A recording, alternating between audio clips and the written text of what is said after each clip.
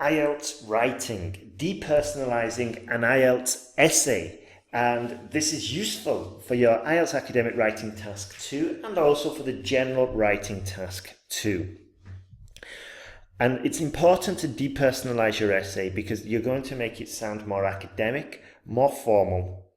And this is exactly the style we want. Remember, English for Academic Purposes, or EAP as it's commonly known. But before we start, I'll just briefly go over. There's going to be about 4 slides. We're going to be very direct. It's going to be quite quick. And in the middle, I'll tell you a very interesting story about a job interview I had, just to help you memorize this information, kind of. Let's get started. So first of all, you want to develop your argument with reason. This means you avoid giving your personal opinion, especially off the get-go, okay? Especially off the beginning.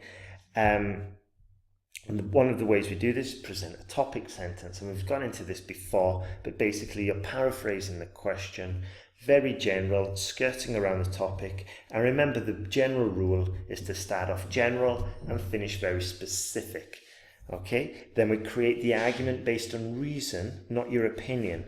So if you're very opinionated and feel strongly about something, it's probably better not to write about it, or write about it, but make sure you're controlling yourself.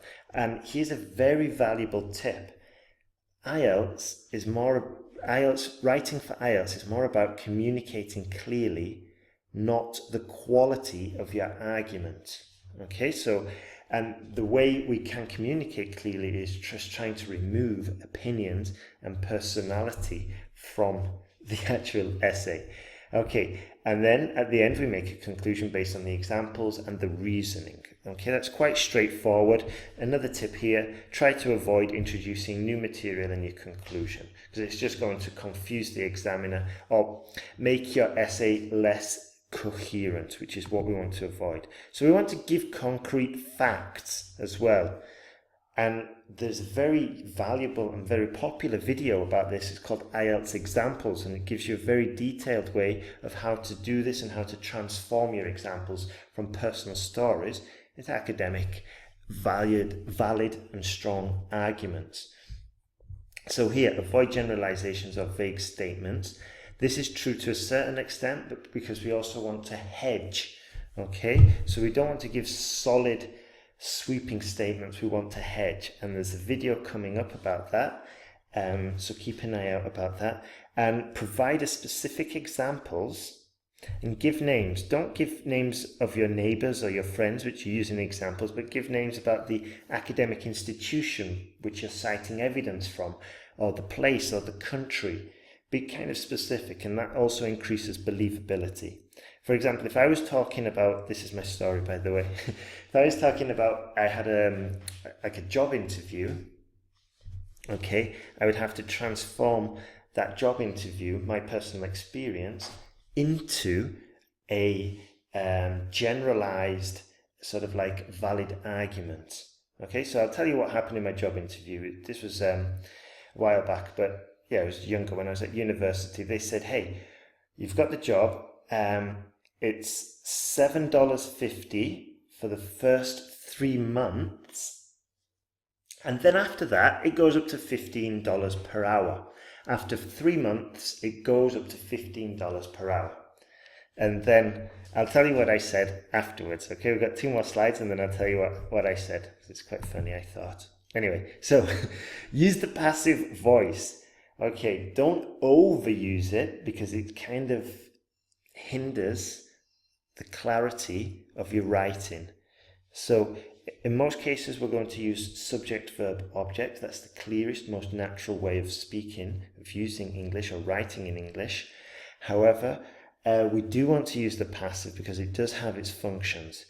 It helps us remain impartial, and also it's going to boost our grammatical range and structure score because we're using different ranges, different grammatical structures, and that's going to help us considerably. I won't go into the passive here because you can easily find it online. Now, once again, we want to beware of of your use of subject pronouns.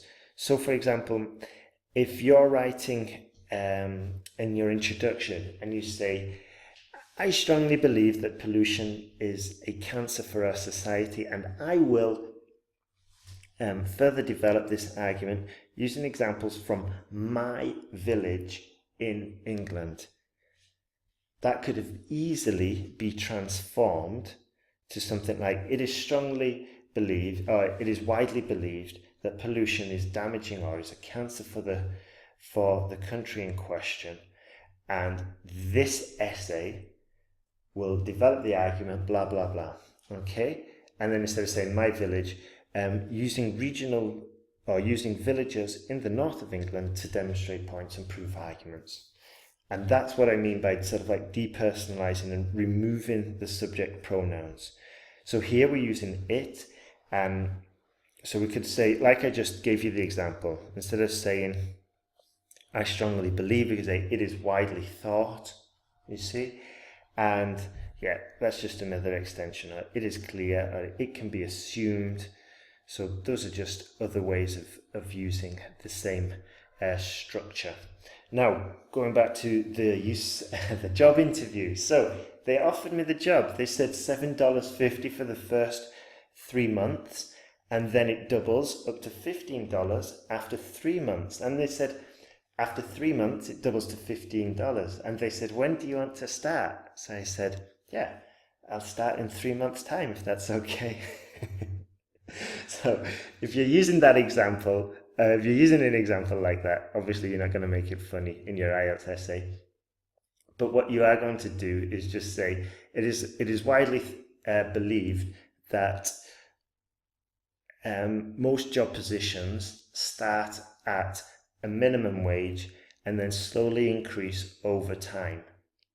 Okay, that would be the more academic way of saying that. So if you want more help and more support, you can go to IELTS Podcast. There's some tutorials there. You can sign up and get a bundle of IELTS materials, or click one of the links appearing on the videos. Another way, if you're in more of a rush, is just to go directly to sentenceguide.com, and there's a wide range of high quality IELTS courses offering lots of feedback for you to improve your writing. Have a great day and good luck in your exam. All the best.